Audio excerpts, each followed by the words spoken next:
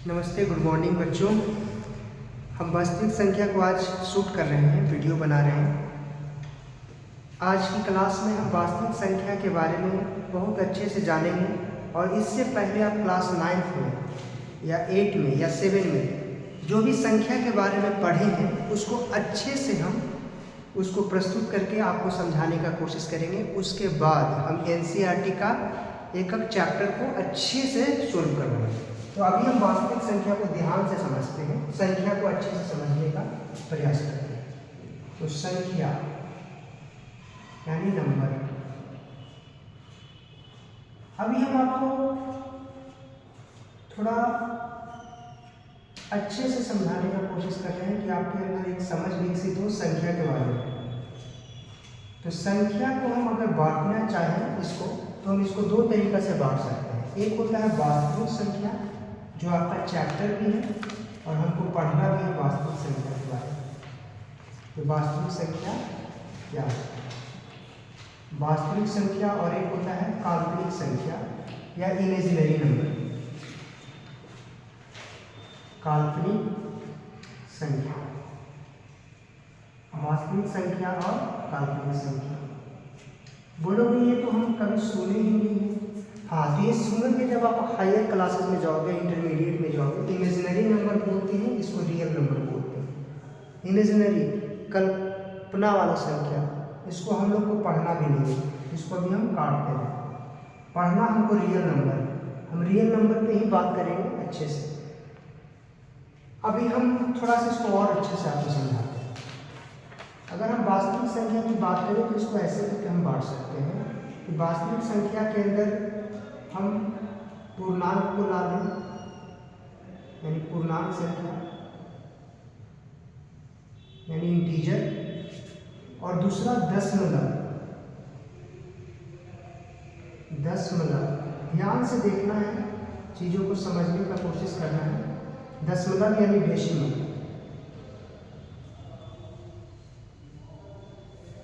Bihar board वाले बच्चों के लिए एक अच्छा प्रयास हम लोग किए हैं।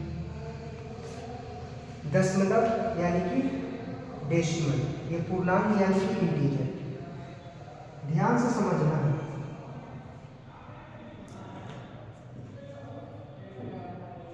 इंटीजर को अगर हम और इसको फर्दर आगे की ओर बांटे या डिवाइड करें तो इसको भी आगे हम डिवाइड कर सकते हैं। कैसे? तो ऐसे, एक धनात्मक यानी धनात्मक पूर्णांक या धनात्मक संख्या, शून्य,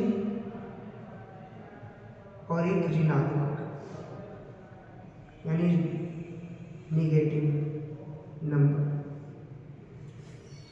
शून्य न धनात्मक है न ऋणात्मक है, लेकिन ये धनात्मक, शून्य और ऋणात्मक ये सभी आपस में क्या कहलाते हैं? पूर्णांक। पूर्णांक का मतलब ये होता है पूर्णांक। जैसे ऐसे समझिए, ये एक संख्या रेखा है।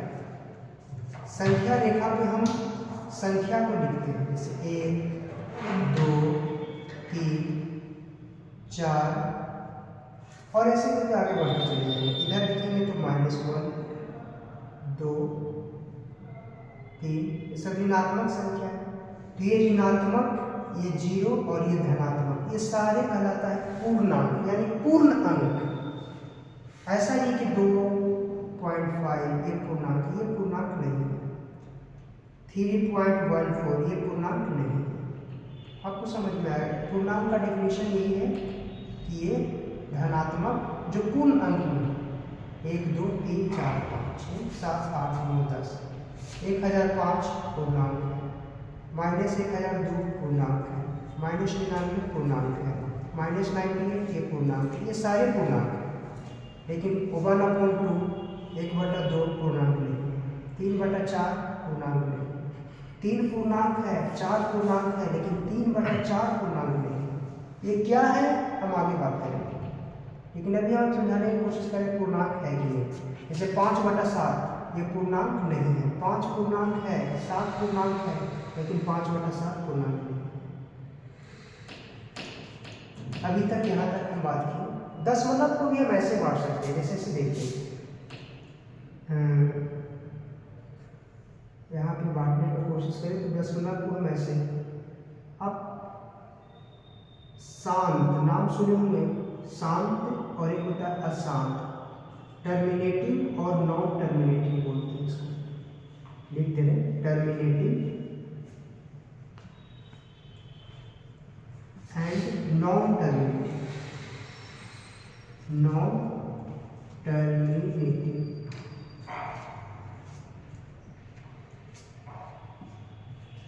जैसे इसे देखिए 2.5 यानी 2.5, इसका मतलब क्या है? और यहाँ पे लिखा हुआ है 2, इसका मतलब क्या है? तो इसका मतलब समझा रहे हैं। देखो 2 का मतलब है यहाँ पे दशमलव है, और दशमलव के बाद जितना जीरो आपको बैठाना है बैठा दो, करोड़ और वो जीरो। 5, इसका मतलब क्या है? 5 दशमलव ढेर सारा जीरो, जितना जीरो जीरो जीरो बैठा। 7.000 ऐसे होता है। लेकिन यहाँ पे इसको समझने की कोशिश करेंगे तो हम लोग लिखते नहीं है। अगर देखो 9 है या 19 है तो 19 के बाद दशमलव के बाद 0.000 हम लोग लिखते हैं क्या? 0.0 नहीं लिखते हैं, सिर्फ क्या लिखते हैं? 19 लिखते हैं। लेकिन जब इस कंडीशन में हो 2.5, अच्छा ये बताओ 2.5 पूर्णांक है क्या? तो पूर्णांक नहीं। क्यों पूर्णांक नहीं है? क्योंकि हम लोग का डिफिनेशन ही कराया था, बताया था कि ये टूटा फूटा नंबर नहीं है, एग्जैक्ट नंबर। अगर 25 रहता तो हो जाता पूर्णांक, लेकिन 2.5 पूर्णांक नहीं। अच्छा तो क्या है भाई, इसको हम और से समझाते हैं आपको। ध्यान से देखो, इस दशमलव को अगर हम हटाते हैं तो दशमलव के बाद इधर कितने डिजिट हैं? 1 डिजिट है, तो 1 जीरो हम यहाँ रख सकते हैं। ऐसे ऐसे देखो 3.5, दशमलव के बाद इधर कितने अंक है? 1 अंक है, इसको हटाएंगे तो 1 जीरो बैठा सकते हैं। अभी हम शांत पे ही बात कर रहे हैं। 2 ऐसा है, दशमलव के बाद इधर कितना है? इधर मतलब इधर दायां, तो दशमलव के बाद 1 अंक 2 अंक, तो ये हो जाएगा इसका मतलब। तो ये शांत है। शांत का मतलब रुक जा रहा है। जैसे एक चीज और समझिए, जैसे 0.232323 ऐसे करके रिपीट हो रहा है। तो ये क्या है? शांत है या अशांत है? तो ये शांत नहीं है। शांत का मतलब रुक जाना, अब चुपचाप हो गया। यानी 10 से अगर 25 में हम भागा देंगे तो क्या होगा? 10 का मतलब 2 बार में 5, फिर यहाँ जो दशमलव है ये दशमलव यहाँ आ जाएगा, फिर 0, फिर दशमलव के बाद ढेर सारा जीरो होता है, उसमें से 1 जीरो आ गया। जैसे यहाँ 0 था, फिर 0 आ गया, 5 बार में 50। अब जैसे सेक्शन 0 आ गया तो 2.5 आ गया, यानी 2.5 जो है ये क्या हो गया? शांत हो गया। क्या हो गया? शांत हो गया। लेकिन ये शांत नहीं है। तो इसको ना बच्चों, जो शांत नहीं है इसको देखो कैसे करेंगे, समझिए। तो वो अभी हम समझाने में क्या क्या प्रयास किए हैं, अभी इस पे बात करें दशमलव की बात। तो ये शांत हो सकता है या तो अशांत हो सकता है। तो देखो ये तो शांत नहीं है, क्योंकि ये 2 3 2 3 2 3 2 3 ये रिपीट हो रहा है। 0.252525 रिपीट हो रहा है। इसको एक लिखने का तरीका भी है, 0.23 जो नंबर बार बार आ रहा है उसके माथा पे ऐसे लिख देते हैं। 2525 बार बार आ रहा है तो इसका मतलब ऐसे लिख दे रहे हैं। अब ध्यान से देखिए, ये 2.5 दशमलव के बाद ये रुक गया तो ये शांत है। 3.72 दशमलव के बाद रुक गया तो ये शांत है। 5.43 ये दशमलव के बाद रुक गया तो ये शांत है। ये चीज बताने का कोशिश कर रहे हैं, ये अशांत है। एक कंडीशन और बन सकता है, कौन सा कंडीशन? ऐसे देखिए, जैसे हम कोई चीज को डिवाइड कर रहे हैं तो 0.12341210, मतलब एक कोई पैटर्न को फॉलो न करें। जैसे देखो भाग ऐसे ऐसे आता जा रहा है, आते जा रहा है, तो ये अशांत है।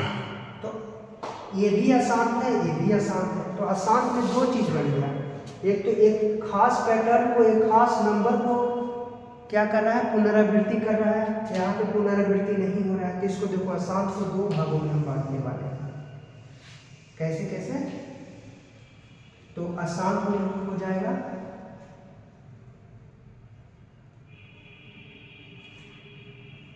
आवर्ती, आवर्ती का मतलब होता है रेतरीय, और एक होता है अनावर्ती।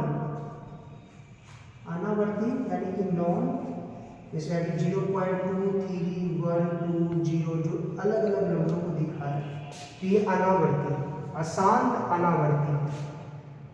और ये क्या है 0.23 आ रहा है इसके ऊपर रेटिंग, तो ये है अशांत आवर्ती। और 2.5, 3.12 ये क्या है, शांत है, टर्मिनेटिंग है। यहाँ तक समझ में आया। थोड़ा सा और एक दो बात करते हैं। जैसे ऐसे देखो 2 है और इसको हमको 10 से इसको भाग देना है, तो क्या इसका मतलब होगा, ध्यान से समझना। अभी हम आपको बताएं कि 2 है, 2 के बाद यहाँ पे दशमलव होता है, इसके बाद कितना भी जीरो आप लगा लो, मतलब यही होता है, हम लोग लिखते रहेंगे। तो इसका मतलब क्या हुआ कि जैसे भागा देंगे तो दशमलव जो यहाँ था ये एक अंक आगे भाग जाएगा, यानी कि 0.2 हो जाएगा, यानी दशमलव जो है इधर भागा है। अब आगे समझिए, जैसे 3 है और इसको हम 100 से भागा दे रहे हैं, तो अभी दशमलव यहाँ है, अब यहाँ 2 0 से भागा दे रहे हैं, तो ये 2 अंक आगे भागेगा, तो एक 3 हो गया। अब 3 के बाद इधर 0 0 ढेर सारा हो सकता है, यहाँ पे भागा है, 2 अंक भागा है। जैसे 5 है, इसको 1000 से तुम भागा दे रहे हो, तो क्या होगा, ये 10 ये यहाँ पे जो दशमलव है, अभी 3 0 है तो 3 अंक भागेगा, तो 5 तो हो गया, एक 0 और कर लो, एक 0 और कर लो, एक यहाँ, ये हो जाएगा इसका मतलब। जैसे ऐसे देखो ये 11 है, इसका भागा दे रहे हो 10, अभी दशमलव यहाँ पे है, तो ये दशमलव यहाँ भागा है, 1.1। ध्यान से सब छोटी छोटी बातें हैं, आपको अच्छे से आना चाहिए। और ये मेरा जो ये वीडियो शूट कर रहे हैं बच्चा, उसके लिए ज़्यादा बेनिफिट है, जो बच्चा 2027 में परीक्षा देगा 10वां का। इसे 275 है, इसको भागा दे रहे हैं हम 100 से, तो दशमलव यहाँ है तो 2 अंक आगे फिट कर जाए, 2.75 ये मतलब। अभी हम वास्तविक संख्या के बारे में पूरा डिफिनेशन को नहीं समझे। अभी हम लोग क्या किए, अभी थोड़ा सा ऐसे बताएं कि वास्तविक संख्या को ऐसे ऐसे करके बांट सकते हैं। चलिए